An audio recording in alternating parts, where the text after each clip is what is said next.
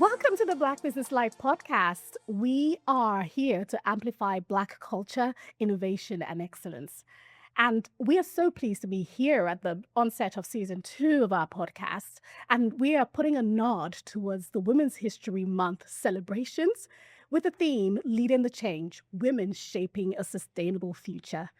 And in the studio today, I've got a woman that truly embodies all that. She has been a sales executive.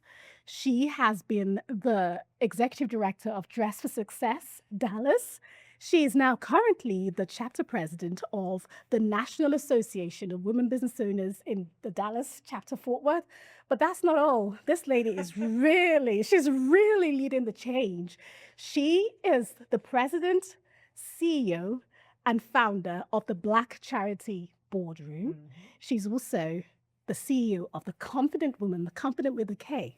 And she's known for a special catwalk, which we'll be talking about very soon. And she has also recently launched a book. So join me to welcome the incomparable Miss Karen KJ Johnson. Yes, Tolu, thank you so much. It is truly an honor and privilege to be with you today. I think them accolades is probably a little bit much, but we're gonna embrace it. You're going to embrace it. Honestly, the one I've been so excited to have you on the podcast because, like I said, but what you truly embody, and it's Yeah. not just about being a visionary leader. Yes, you can be a visionary leader, but you are also a leader who is driving change and impact in multiple directions and Yes. dimensions. So thank you for just being part of our season 2 of the podcast. Yes. Well, thanks again for having me. Glad to be here. Yeah, and you're looking very glammed up Oh today. my.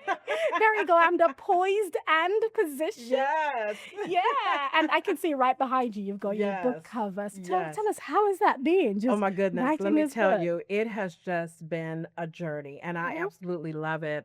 And so many times, right, when you start this process of writing a book, nerves come up, right? Because it's like, wait a minute, like somebody really is going to be reading this book, right? You hope. And it was actually like a 2-year journey. I would pick it up, begin writing it, then I would put it down, right, and start doing other things. And it was last October, God said, are you going to finish what I told you to do? Right. And I said, oh my goodness, let me get back to it. And so I did. And, I'm just super excited to write because the book is not about us becoming woman. Mhm. It's really about owning who we already are, who God created us to be. Yes. And so the framework in the book is warrior, overcomer, masterpiece, anointed, noble queen. So it's helping you to realize, right? And you've heard this before, right? It's already in you, but we don't really embrace that and we truly don't own it. And so I wrote the book to really help us understand you are everything you need. You're already poised and positioned for your purpose. Because I believe that each one of us comes here with a purpose. And many times we struggle to figure out what that is because we believe it should be difficult. It should be complicated. We had to go to school for it. We had to write, and it's none of that. Because your purpose, right, is at the end of the day, you're using your gifts and your talents, and your gifts and talents come to you easy, right? And it's really about really when you look at it overall, it's really about just helping people, right, really get back to Christ. Mm. At the Yeah. end of the day, everything we do, right, is really to get people back to Christ. Absolutely. Yeah. And the Bible talks about us being made in the image and the likeness Absolutely. of God. So being poised and positioned truly is just helping you to be poised to the likeness and the image of who you are, who you were born to be. Exactly. And what happens is that society, cultures, our family, culture, religious beliefs, and maybe in how they teach some things, right, can really lead you down a path of you truly not owning who you are, right? Because we're so busy, right? I even and I have a signature talk, right, that is entitled "Who Do You Think You Are?" Right. And in that I talk about how, as little girls, right, we were taught that little girls are made of sugar and spice and everything nice. And so when you think about that, it's you being agreeable, right? It's being, and being sweet. Hmm. But there's no emphasis on our spice, Yes, that's right? true. So then when you speak up for yourself, people are like, oh, wait, Wait, well, oh, wait a she's minute. aggressive. Right. Yeah, Yeah. they say Yeah. something like that. Oh yeah. Oh, she's a bit Exactly. feisty. Yeah, Exactly. But you forgot I was made of sugar and and spice. spice. Right. And so many times, right, we double down on who we are, right? Because society says women shouldn't be doing A Mm. and women shouldn't be doing B, right? And those type things. But really, you're not owning who you truly are. So we suppress a lot of things. We learn to navigate right according to what makes other people comfortable, right? And you truly do not feel good and authentic about who you are, right? Because we end up compartmentalizing, Yes. right? You one way at work, you one way at home, you one way in the park, right? But no, you need to own all of who you are, right? In all the spaces, right? And Yeah. I tell you to occupy the space. Yes, yes, indeed. And I've been doing a lot of reading and just talking to people generally Hmm. on that topic is just bringing your whole self. I know that's like a cliche word Right. in the business world. Bring your whole Yes. self. What does it mean to bring your whole self to work? It's bringing your whole self even when your hair is not done correctly. Even if when your child has been wailing and making you late for work. Even when the Right. husband is like on your case. It's the Yeah. whole self and being able to embrace that in a very unique way Right. is quite important. It So is. I'm gonna move very quickly because there's a number of things that I really want to dig into with Okay. you. First of all, let's start from your sales background, Okay. right? Because you've been in sales for many decades. You've trained salespeople. You kind of Absolutely. and you still teach sales till I do. today. I do. Now that sales in itself, it brings a certain type of urgency, right? Hmm. Because it's revenue driven and you have a Hmm. goal, right? But I'm twisting it a little bit because I wanted to talk about Sure. your Black Charity Boardroom, Hmm. and and let's look at that through the lens of a sales professional trying to influence the way leadership Hmm. steers organizations in a non-profit Hmm. environment, Hmm. especially when there is a mission and a cause. So Absolutely. tell us a little bit about Yeah. that. So I love this question, right? Because many times people try to figure out, girl, you was a sales executive, Mhm. right? You was training folks, you was teaching leaders, right? And how are you doing board governance? Yeah, Like yeah, that doesn't quite make sense. But it does, right? When you really think about it, and it's one of the things that I taught salespeople, right? At the end of the day, if sales does not bring in the revenue, the organization what? Cease to exist, right? A lot of times operations thinks that it's them, right? But I remind them, right, operations can't do what they do until sales brings in, right, the revenue. And so when you think about that, that's a performance, Yes. right? Yeah. They are always needing to perform. It is accountability, Mm. right? In alignment with to execute the strategy. Absolutely. And when you think about boards is that same level, right? But just at a higher level, right? So usually they establish that strategy, right? And so the what I've done is that I've been a part of nonprofit boards for over 20 years as well. And so what I saw is that when a board maybe not fully in their governing role, right, can actually weaken or strengthen the strategy, right? So what I learned is through all of that is in helping the sales executives, right, understand the importance of accountability and performance, because at the end of the day, they are executing the strategy that the board gave. Yeah. Right? You understand what I'm saying? And so anytime that the board is not in alignment, right, and fully not understanding what ops is doing, right, that can erode the mission. Absolutely. So and I really got an opportunity right in the nonprofit sector because what a lot of people don't understand, Tolu, is that nonprofit boards are different from for-profit boards, right? And here's the deal. Many for-profit boards are paid to be on the board. Right. All right. Because the for profit organization makes money. So they don't have to worry about that. So they can easily kind of help the senior leadership, right, in that strategy, in that growth, in scale, all right, and truly stay in the governed seat. In the nonprofit world, the board, in approving the strategy, has to also financially support Support. Yes. the organization. So many times they are not paid, and they also have to use their network to help fund the very strategy that they approved. But what I've seen in our Black led nonprofits is that many times the board is a working board. Hmm. And what do I mean by that? They should be governing and doing operations.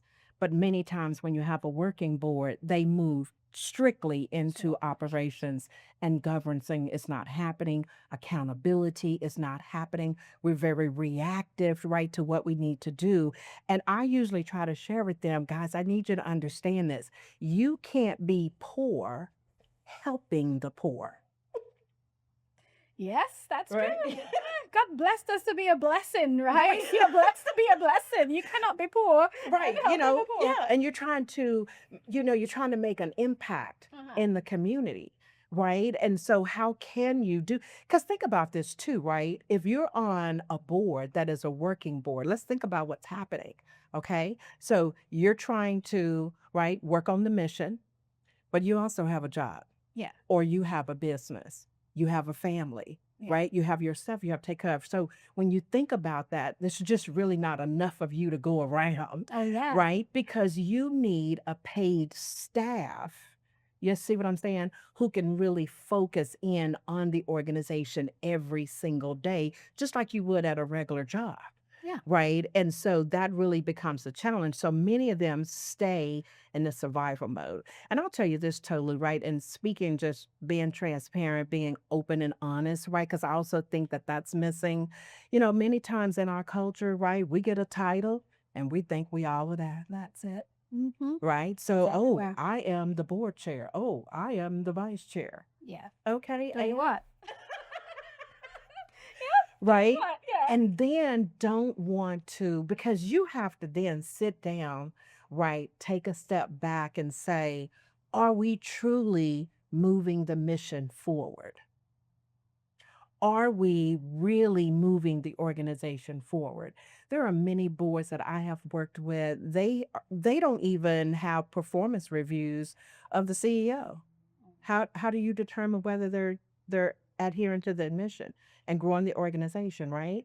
They're not even doing performance review of themselves, right? So many times it's just we're doing the same old same. We're being very reactive, right, to what we're doing. So 5 years down the road, 10 years down the road, you look at it and you still have the same 10 members, right? You still got the same 2 sponsors, right? And you haven't helped any more people than you helped last year. Yeah. Right? That's survival mode. In fact, I wrote an article the other day that really talked about, it looks good. On the outside looking in, it looks like they are really making a difference. But if you was to shine a spotlight on the inside, you'll see the erosion. Because what ends up happening, board members become burnt out. We burned out. And then, Right? Yeah. When you're a working board, oh my goodness, because you're trying to put on all this. And here's another thing. We believe putting on events brings in revenue. Yeah. Many times putting on events helps you to break even. And yeah, no, you're unpacking so much. And because what you're referring to is not just for nonprofits, it's for even any organization, but especially for nonprofits, because you have a mission. Right. And if you're mission focused, you need to feel the mission. It's exactly Right. what you're saying. But at the same time, you also need to evaluate that mission from time to time and rethink your strategy at the certain That's right. points. Not to change or pivot all the time, but Sure. there are times where you've got to look at your performance, look at the data, look at the Absolutely. analytics, look at the concrete bits of information, and then make strategic decisions based on what the evidence tells you and Absolutely. drive that to move the organization forward. And the distinction between a working board or a board whose role is for strategy and direction and those who are operational and executing. Right. And I think that's very important because when we talk about shaping a sustainable future, Mm-hmm. so the word there is sustainable. Absolutely. To be sustainable, you've got to realize where you sit in that spectrum. Are Mhm. you driving, shaping, strategizing, Right. governing, or are Right. you doing? Right? You Exactly. got to figure out where it is because you Exactly. cannot do both. You will burn out. You will burn And out. that's exactly what you're saying. Yeah, exactly. So that's, I love the work that I'm doing because many of them, right, are starting to like, oh, wait, I hadn't thought about it like that. Yeah. And many times too, and I'll put this out here, we have not received the proper board training, Right. right, to really understand, right? There's three main duties that board members have: duty of care, Yes. right? Duty of loyalty, duty of obedience, right? And so, what does that mean? Duty of care is making sure that when you receive the financial report, right, and any documents, right, that you are reviewing them, you understand the bylaws, right? You come prepared to the board meetings to truly ask questions because you have to make sure that you understand this duty of care, Yes. right?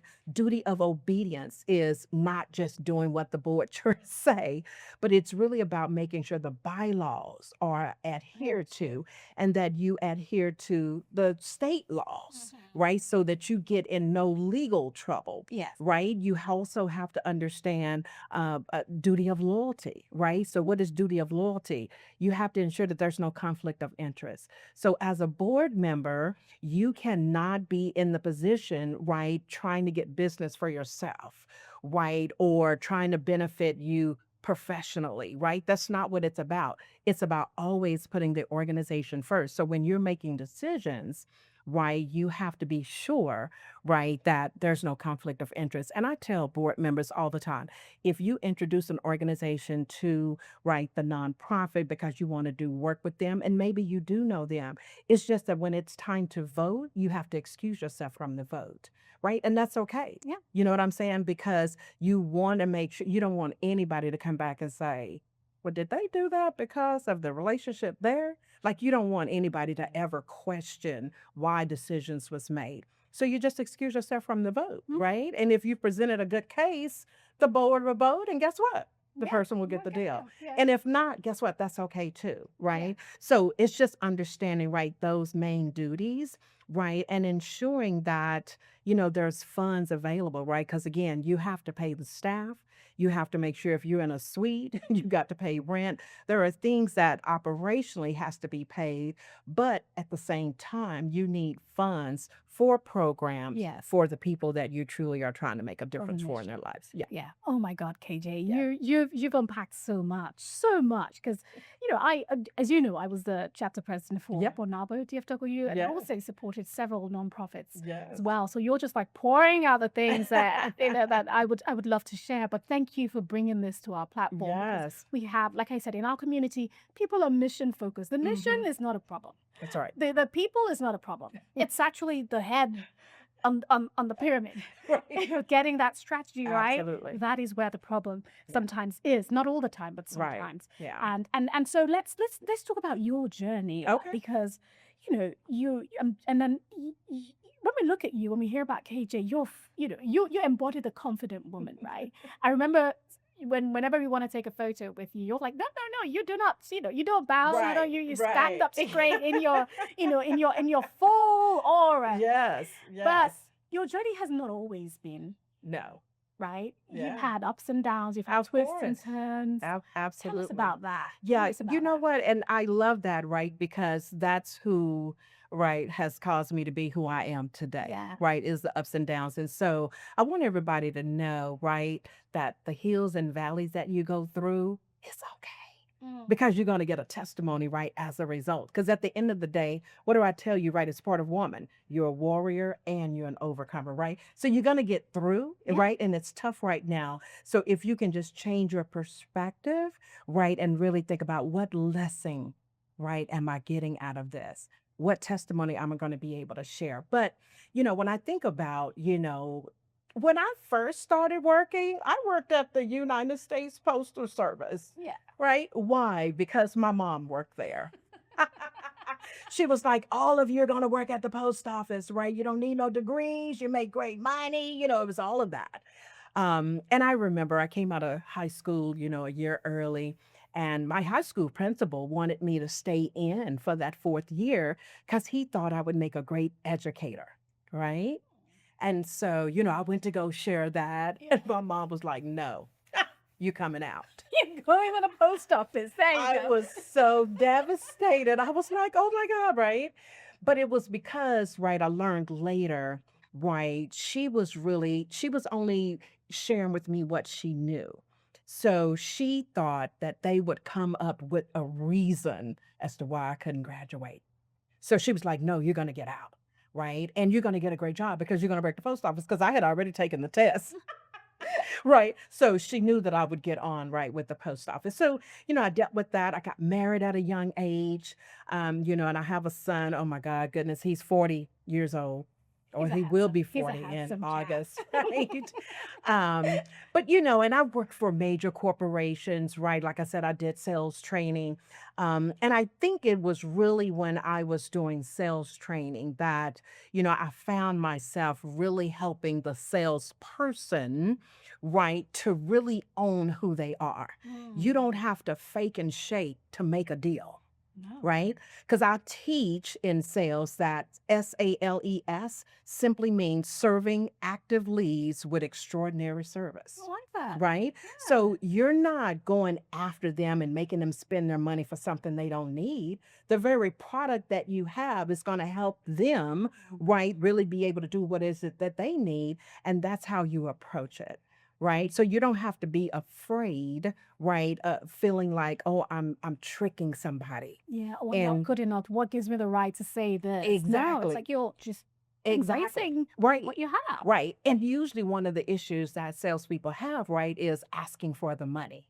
Right. And many times that's the case because they're thinking about their own pockets. They may not have They may not have it. right? But they're Oh, selling. that's true. Yeah. So Yeah. they usually not ask, but you got to ask for the deal, right? That's what the deal. That's gonna that will line your pocket. Absolutely. Absolutely. So I remember an experience that I had when I was teaching in corporate America. I remember this Caucasian man was in my class and he came in, arms folded. And he said he had been to just many sales class and it was absolutely nothing that I could teach him. And I said, okay. I mean, that's all right. I said, so maybe you can help me, right? As I teach Well, the you can, class this yeah. week, right? So I'm going to get you involved. Sales training was a week. And by that Thursday, he approached me right after class and he said, KJ, I just want you to know you are amazing at what you do. I thought I wouldn't learn anything, but I was so wrong. And to this day, right, he is still my little cheerleader. Oh, Right. And so it was from all of these experiences, right, that I was like, you know what? I'm not doing anything any different. Like, I didn't have to go to school to learn to teach. Teaching is a gift that it's a I have, gift. Yeah. right? And while I thought little of it, I thought I needed education. I thought I needed certifications. And let me help you today. Not saying anything is wrong with neither one of them. If you got education, if you got certifications, Right. Yeah. you know what I'm saying? I'm just telling those that don't have education and don't have certification, I want you ain't got to have it, right? Because your gift is going to make room for you. It's going to make room for you. Yes. Right? You just got to be sure that you're walking in it. So when I think about that, that's really just where everything was coming from. I remember, one of my classmates telling me, girl, you always lead. You always want to get in front. And look, I was the choir director for the church at 15 Yeah. years old Oh. for the adult choir. Oh my God. How Look. did you manage that? Look, I was excited because I got to tell grown people what to do. So, Tolu, so when I just think about, my experience, right? Did I have some struggles? Yes. I mentioned I had gotten married, right? Had, went through a divorce, raising my son, by myself, but I never felt like I was in a bad place. Now, I will tell you this, and this is an interesting story. Unfortunately, right, I went through spousal abuse and I never claimed it because I was like, oh no, hey, that's not what it was like. I didn't get beat up every day. Yeah. I didn't get beat up every other day, right? I didn't get beat up once a week. Like, so I didn't accept that, right? But I really was abused because unfortunately, right, I was married twice and both of them actually have put their hands on me, right? So you're Sorry to looking hear at that. someone that has gone through spousal abuse. But again, I wasn't claiming it, right? Because I wasn't going to let that define who I am. Because me being hit wasn't me doing something that I should have been doing or not doing. That was on them. And it took me time, right, to really learn that. I didn't learn it immediately, right? So for some of you that are out there, you going through and you thinking, oh my God, why am I here? That don't worry about any of that, right? You'll get the lesson later, right? Yeah, And be that's amazing. okay with that. So I've gone through things. Look, I have lost a job. I have technically been homeless. So when you say technically, KJ, what does technically mean? Technically, yeah. Right? I didn't actually live on the streets, but I didn't have a home, right? I moved in with my mom initially. When I moved in with her, I had to move in with her because look, I got laid off, right? I took my severance package and Tolu, this is so crazy. I acted like I didn't even need to work. I was just chilling at the house. Oh, yeah. I'm spending money, just having a good old time. And girl, I looked up and one day I didn't have rent to pay. I didn't have the rent money to pay. Well, guess what? Apartments don't play. You're going to get put out. They kicked out. Right? And so I've gone through that. Right? But again, I was like, I'm not homeless. You homeless. Because you got to go live with your mama. Yes, indeed. Right? But later, even through that, it was a blessing. Right? I ended up staying with my mom for 10 years. And I remember telling her, Mom, I'm going to go. Girl, I'm too grown to be living with you. I got to move around, da da da da. And she was like, girl, you ain't got to be going nowhere, da da da da. And, my mom was 29 years, right, older than me. She had me when she was 29 years. And, unfortunately, right, my mom's been gone about a year. So I lost her. Me and my sisters, right, we lost her last January. And I thank God because I was there, right, to care for her, toward the end. I remember, she was just one day I thought she was fine. Yeah. Right? And next, her health deteriorated. And I think about had I still been living in my own place, we wouldn't have known that. Yeah. Because my dad passed 25 years ago. And who would have been there, with her?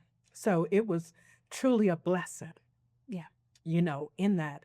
So when I tell you, I've been through some stuff and I want everybody to know we all go through. We all go through stuff. We all go through. And during that time, and just like I'm emotional now, so there are days I'm fine, but then there are times I'm not. And guess what? It's okay. It's okay. It's okay, right? It's And I okay. think that's so important for people to know that when you deal with heartache and pain, it's okay. You see the confident woman always out here motivating, encouraging, but I have my moments too. Yeah. But I also know what my purpose is. Yes. So when it's time to come do a talk and tell you who do you think you are, and I'm gonna tell you who you are, I'm here have to the evidence. Absolutely, right? And so I think that truly makes a difference because so many times we just see the perfect individual, right? And guess what? We have scars. We all have scars. And I think your scars, right, are there to tell the story, to help that next person, right, who may be struggling, to know that it's okay. Yeah. Right. And to use them, thank you, right, to use them, right, to be able to help the next person. Absolutely. So, have I, gone through? Absolutely. Absolutely. You have But I wouldn't change a thing. You wouldn't change a Yeah. thing. So you've just unpacked so much. You've unpacked marriage, children, grief, sales, career progression, Abuse. church, abuse, Oh choir, my music, which is a good part of our being as Black Yes. people. But at the end of the day, you are still poised Mm-hmm. and positioned. Positioned. So I'm gonna wrap up with my last question. Yes. And you know what that's going to be about, right? The KJ catwalk. Yes. Because that catwalk transforms, doesn't it? It does. I've seen people stand at the beginning, strut around a little bit. You're like, no, that's not how to do it. And it has transformed. Yeah. Tell me about one person. Tell us. You know what? It's just so interesting. There's a lady who's she was an army, she's a veteran, and she's gone through abuse too, to where she's crippled, right? And I remember she was looking for a job. She was trying to find a job and was struggling. And she's a beautiful, beautiful young lady.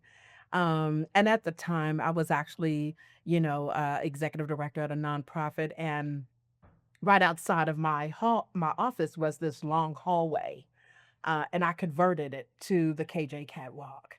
So when the young ladies would get dressed, right, because they've never seen themselves in a suit, anything like that, but I told them that technically, yeah, you want your resume to look good, but if you don't walk in confident, like you can really do the job, your resume is not going to matter, right? So it was really about helping them to boost their confidence right through their presence, Yes. right? And I want every woman to know that you have presence. When you enter a room, you need to own it, because guess what? You do. You do. You own the room, right? So, I just, did the song. It was Whitney Houston's I'm Every Woman, right? And so they would, get dressed, and I would turn on the music, and they would walk down the hall. And so then when I'm in photos, right, or a group picture or something like that is being taken, women have the tendency to squat down, right? Because they're like, well, wait a minute, somebody behind me needs to be seen. But I always tell them, if you got a great photographer, right, the photographer is going to orchestrate where you need to stand. You own your height. Right? Stop shrinking down. And I really believe in doing that is why we shrink ourselves when we walk in rooms, right? We really don't want to be seen, right? Or we go hide over here. No. Embrace and own all of your brilliance, right? Own your height. Stand up straight and tall, because you are the queen, and you need to walk like you own it. Absolutely. This is so heartwarming. And to all the ladies out there, it's Women's History Month, and we've circled back. We started with being poised and positioned, and we've circled back to that you are the queen. And to the fathers of girls as well, your precious girls are the queens. And honestly, you've touched on so much today, and I want to thank you, because you've been vulnerable with us. Thank you for being honest and for just sharing your story in the truth of it and in the authenticity of it for our community. We have been blown away, and we certainly want to blow you away with a few pieces from our community. So we have a little gift for you here, and it's on behalf of the business owners who are in the grind, building from the grind up. I love it. To you. Oh, thank you. Yes. Should I open now? You can open if you want to. There's a couple of things there. There's a t-shirt. Oh my God. What does it say? If this is from a business called I Love You BLK. This is so nice. So it's all about embracing the color of our skin and using that in the narratives. So I love that. So it says, it's the BLK part for me. Oh, this is perfect. So you can wear that boldly and authentically. Yes, I am. And then we've got a little purse as well, a handcrafted purse. So So that's the purse, and that Yes. is hand beaded from scratch from a Nigerian business owner. So that's coming all the way Really? from Africa. It's so pretty. I hate to open, like, You can pull rip it it. out from the top.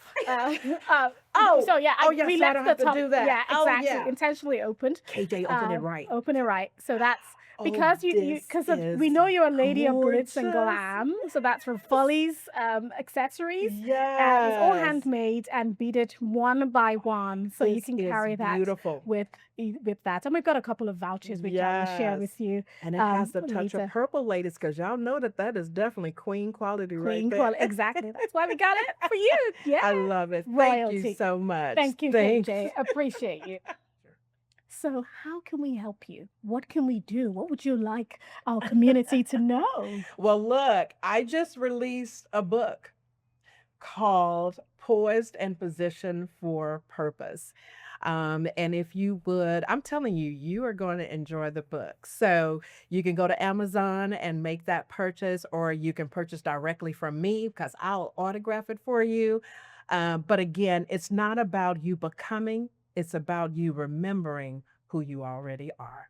So I would absolutely love that. Thank you so much. Thank you, KJ. Appreciate it. You're welcome. Remember who you are. Remember the child of whom you are. Remember who you were created for. Remember your purpose. Yes. And remember your mission. Thank you once again. This is Tolu, the host of the Black Business Like podcast. We amplify our stories proudly, loudly, and authentically. Thank you for joining us today.